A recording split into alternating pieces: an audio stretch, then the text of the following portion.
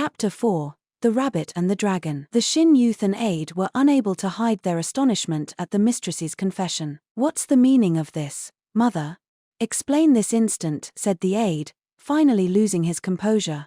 Apparently, he was the mistress's son. "Grandmother, this must be some sort of joke, right?" asked the grandson, his voice small. The mistress merely shook her head at her two family members.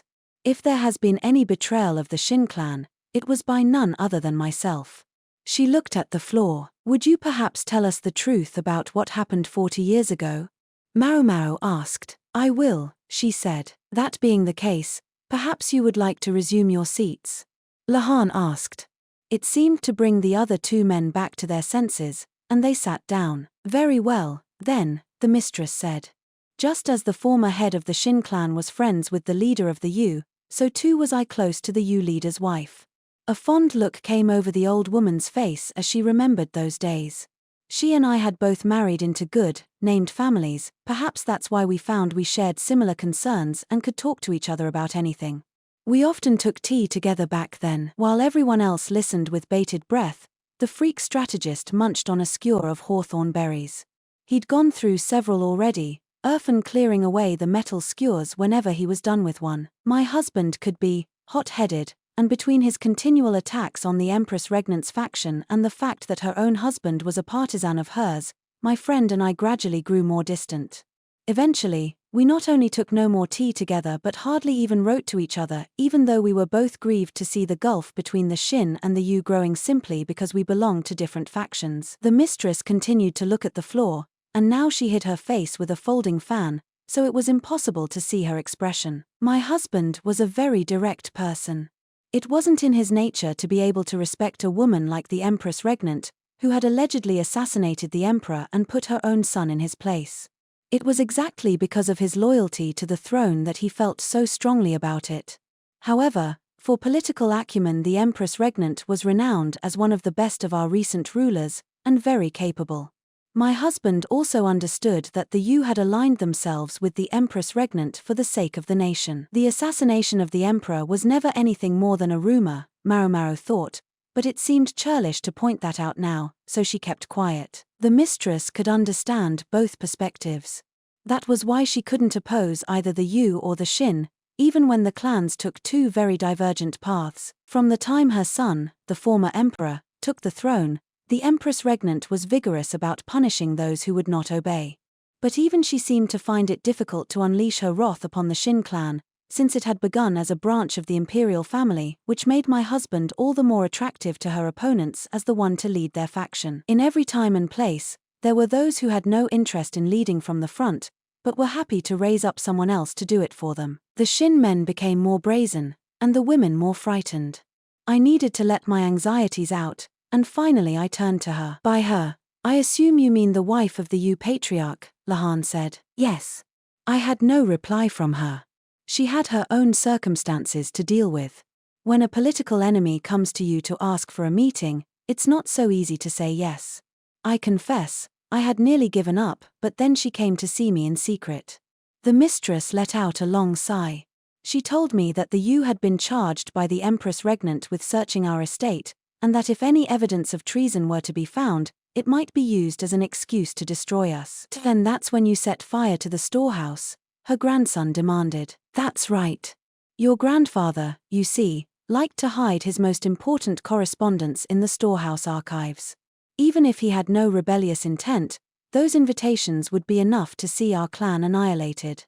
I knew he had hidden the letters in the storehouse, but I didn't know exactly where. So the mistress took drastic measures, setting fire to the entire thing. Was it you who stole the heirloom, then, grandmother?" Maomao answered for her. "No, not quite." The mistress was convinced that the statue had melted and was gone. Notably, the freak strategist hadn't pinpointed that belief as a lie. "Then where the hell did it go?" The grandson seemed very confused by the whole thing, but the mistress herself must have been well aware by now. "Why did the Yu clan join forces with the Empress Regnant?" the mistress asked. "Why did the wife of their leader tell me about secret orders that came from the Empress Regnant herself? It was then that I finally realized. I never would have dreamed they would steal the heirloom, but this young lady's words made me understand the possible motive for doing so. The old woman had the slightest of smiles on her face. In order to protect the Shin clan, the Yu clan leader pretended to be part of the Empress Regnant's faction, didn't he? Otherwise, the secret orders would never have been leaked, and he would never have made off with the dragon statue that might otherwise have been taken as proof of rebellion. If he had really wanted what the Empress Regnant wanted, he would have simply given the statue to her. You're saying, the Yu clan leader did steal the statue? Their patriarch was quite a man in his own right, in a way, said Maomao. He essentially acted as a spy, betraying the nation's absolute ruler even as he stood at the very top of his own family's hierarchy. She was genuinely impressed. Did you know that, grandmother? Is that why you stood up for the Yu clan all those years? But then why didn't you tell grandfather? The old woman shook her head at her grandson's question, and spoke gently to him. Your grandfather was a stubborn man, and if I spoke of the matter without care, there was a chance it would get back to the Empress Regnant. I was only able to tell him after she had died, when he was bedridden himself, at a moment when he suddenly seemed to look fondly on the past. The reason the Shin's former leader had said they no longer had to search for the heirloom must have been because he finally knew the truth. My husband was so sad. He'd been so sure that the Yu leader was a man of greater conviction than to simply toady to the most powerful person around for the sake of expediency. My husband couldn't believe, he said, that he had stooped to being the Empress Regnant's handmaiden. He told me he'd wanted to have one good argument with the leader of the Yu, to get everything off his chest. That didn't seem very realistic, in Maomao's opinion. It was one thing for a couple of kids to have a fight, but two clan leaders? That would amount to a civil war. I guess there are exceptions, she thought with a sidelong glance at the freak strategist eating his hawthorn berries.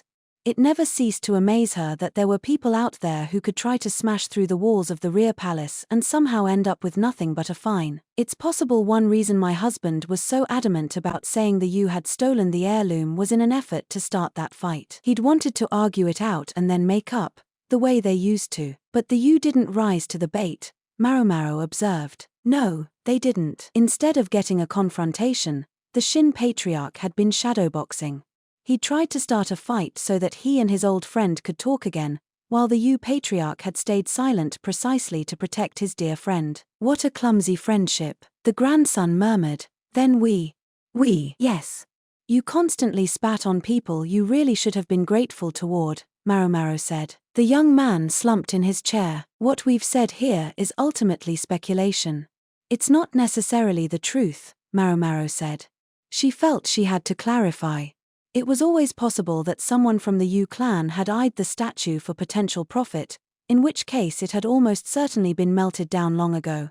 But that was beyond Maomao's purview. A voice came from beside Maomao. The freak strategist had stretched out on the table, his head lolling from side to side. He'd evidently finished all his snacks and had time to kill. He was looking regretfully at the very last hawthorn berry. If it bothers you that much, why not just ask? He said, staring hard at one of the room's walls. Just ask.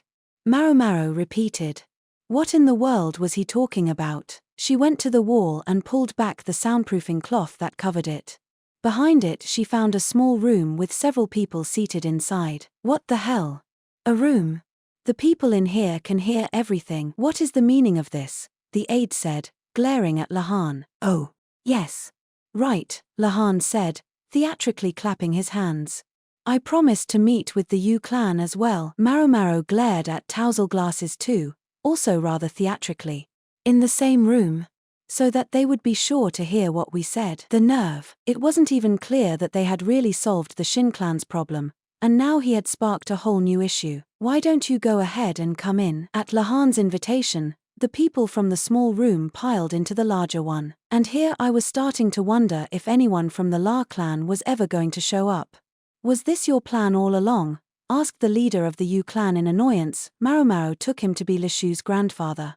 She'd heard he was unwell, and indeed he looked like a withered branch. He had a long beard, and sat in a chair with wheels, pushed around by a middle-aged woman. I realize how rude this was, and I apologize. I simply couldn't allow anyone to breathe a word about it. The leader of the Yu clan entered the room, remaining seated in his wheeled chair. Yes. It seemed like the perfect opportunity to resolve this old dispute, but I thought it might take a drastic remedy. Lahan had an odd smile on his face and bowed his head deeply. The Shin mistress imitated Lahan, rising from her seat and bowing. Her grandson looked infuriated to realize someone had been eavesdropping on them, but the aide forced his head down and he had no choice but to bow as well. "Thank you for your help those 40 years ago," the mistress said. "Whatever do you mean?" "Ahem. Perhaps my wife decided to meddle a bit, I suppose." He was going to play dumb? Maomao decided she wasn't a fan of this guy. "Ah, yes," he went on. "I remembered that I have something of yours in my keeping, and I've come to return it." The old man's nurse reached under the wheelchair and took out a small but heavy-looking package. "This is for you." He placed it on the table and opened it. Inside was a stunning gold statue of a dragon. Holy smokes! Maomao, as unfortunately was her wont, was already calculating how much it would go for if she sold it. No doubt Lahan was working the abacus in his head at the same moment. From the statue's size and shape, Maomao estimated how heavy it must be, and concluded that there was an awful lot of gold in there. Factor in the delicacy of the work, and the thing could probably buy a nice house or two. But it also had fearsome details. The dragon had only 4 fingers, and it clutched a gemstone of a reddish hue. The Yu clan leader's eyes began to brim with tears as he looked at it. "I'm such a poor student," he said. He always bragged so much about his heirloom, but I didn't really pay attention to what exactly it was. So when I saw it with my own eyes for the first time that day, I was shaken. Maybe the rumors of rebellion really were true, I thought. The Yu patriarch held out the palms of his hands. Both showed old burn scars, as if he had grabbed something very hot.